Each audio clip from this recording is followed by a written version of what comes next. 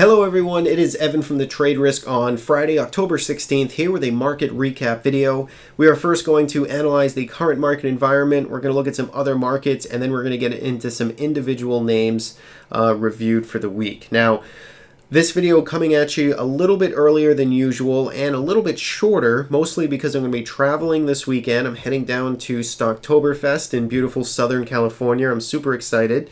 And if anybody's heading down there, do get a hold of me because I want to meet everyone out there, as many people as possible. It should be a great time. I was there last year and it was awesome. So I'm looking forward to it this weekend. So let's jump right in here, and we'll start with the SPY ETF that tracks the S&P 500. And this was another impressive week by the bulls. You can see we closed at the tippity top highs here for the week. If we go to a weekly chart now, this is the third green up week in a row, and we've come very fast in very short order and covered a lot of ground. So all the way down here from this sub 188 right into this 187 level in the SPY, we have already marched ourselves up to the 203 level, closed on the highs, and we are at a bit of a volume null in here. There hasn't been a lot of supply traded. Once we cleared this resistance area, we really do have some room to float all the way up to 205, and then that, I think, is where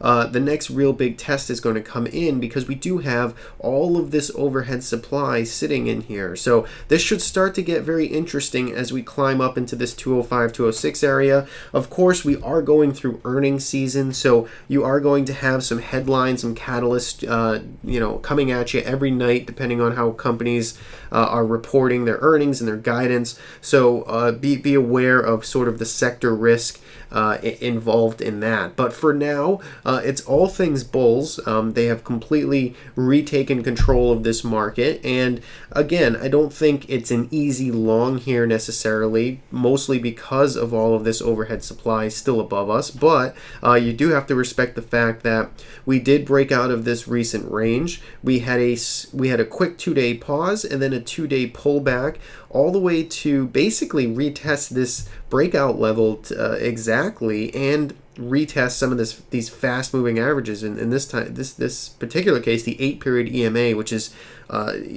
traditionally an extreme sign of strength if a market can hold above that.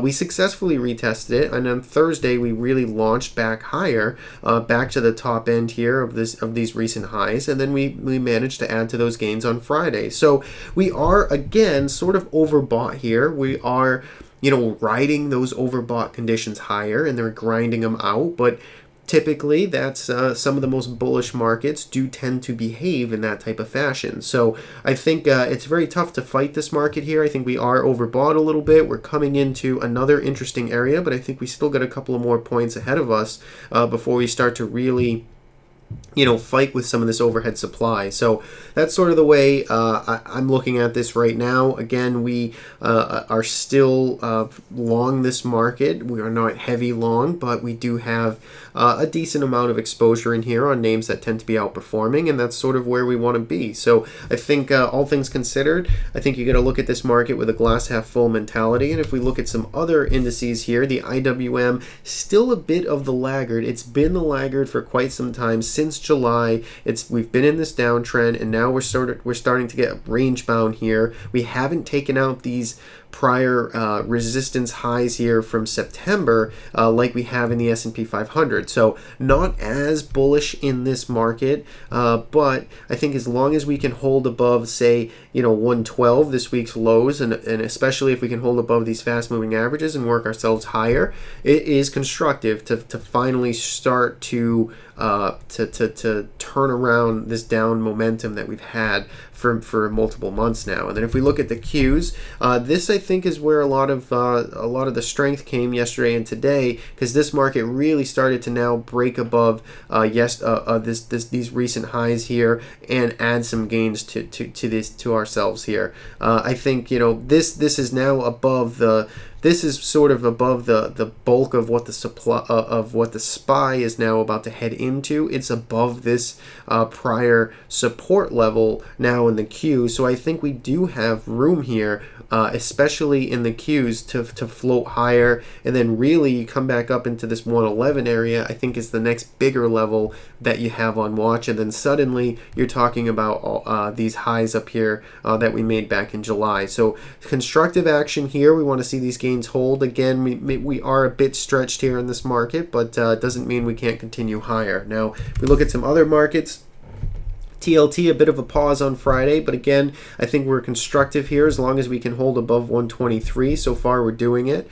And I think, again, here in this market, the bulls are a bit in control here. Now, USO, I got stopped out of this one earlier this week. We did come off of these highs here, and we're still range bound. So we did have a little bit of a recovery here on Thursday and Friday, but still on the week we closed down almost 5% in USO. Again, the moving averages here are sort of pinching price right now, so it's got that indecision, and we'll have to see which way this resolves. But for now, we are still range bound, basically between $14 and $16, and we're waiting for some type of resolve, or we're just waiting for more sideways action, in which case, we'll play for the breakout yet again if we can get one from either one of these extremes. UNG continued to roll over here. This has been in bearish trend formation since this breakdown here, later in September. So this one continues to struggle. It's not a market I would want to be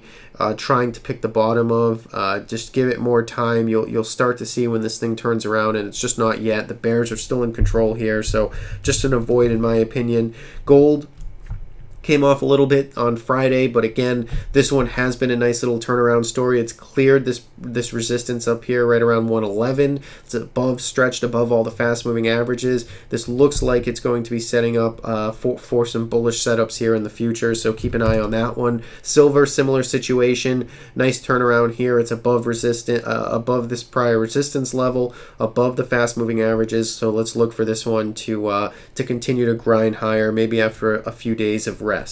Now, if we look at some individual names, we'll just go right down the list here pretty quick. Apple, still range bound. Seems like it's waiting on earnings or a catalyst or something, but still just very uninspiring, very lethargic in here, right? Just resting along flat moving averages. So just needs more time, needs something to spark some movement in there. Meanwhile, Google's getting close to these all-time highs again. It's broken above this resistance area right around 675, and it's fast approaching $700. So this one looks constructive. It's a bit stretched here, but again, still very constructive. Netflix had earnings this week. It didn't respond too favorably to them. We had a gap down, and we saw a continuation on Friday. I think it looks pretty clear that we're going to head back down here and retest this $93, $94 support area that's held basically going back to June of this year. We had a bit of an overshoot on this day, but this area has been holding up. I think that's a pretty key line in the sand here for the bulls, and if we do break below there, there's certainly some gaps down here, again down here, that this name would probably like to see filled, but who knows if we can get that much of a dip and a retracement in Netflix right now, but we'll have to see what happens. It looks like momentum in the short term is turned to the bears, but again, this intermediate picture still looks pretty range bound to me. Amazon, again, this one a monster here. I unfortunately didn't get involved in this one, but after breaking this 550 level, it's just marching higher, closing at new all-time highs. It's got earnings coming up pretty soon, but all things considered, this one's looking great. Facebook, same thing. It's broken through this resistance area that we had on watch, very close to all-time highs here. It will have earnings on deck pretty soon too, so keep that one on watch, but still very impressive overall. Twitter, very impressive as well here too. Had a little bit of a pullback, retesting this breakout area and some of these fast-moving averages. It held, and then it pushed higher, had a nice session today, up almost 5%. So it's back to these recent highs. Again, I think if you can see some continuation here next week, I think you do get you can get a pretty quick trade. There's not a lot of volume in here either. I know 32 was a level way back here There was some supplied back here in earlier 2014, but really you got this open gap right back here from August or end of July of 2015. So I think there's definitely some movement, some room to move up here, and Twitter will have earnings coming up in pretty short order as well.